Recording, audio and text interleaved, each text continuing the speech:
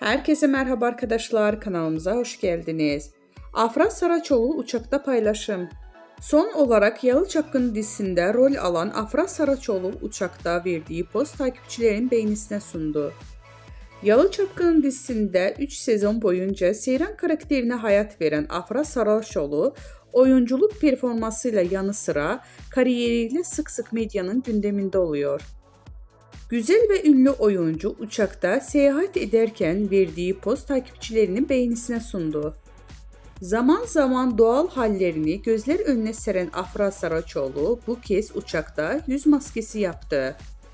Kulaklığında kulaklık, yüzünde maskeliyle poz veren ünlü oyuncu paylaşımı büyük ilgi gördü. Öte yandan Afra Saraçoğlu yeni sezonda Aile Bir İmtihandır Abim dizisiyle ekranlara dönecek. Ünlü isim imzalı dizide Kenan Emirzalıoğlu ile başrollerini paylaşacak. Bizden bu kadar arkadaşlar. Videolarımızı beğenip kanalımıza abone olmayı unutmayalım. Hoşça kalın.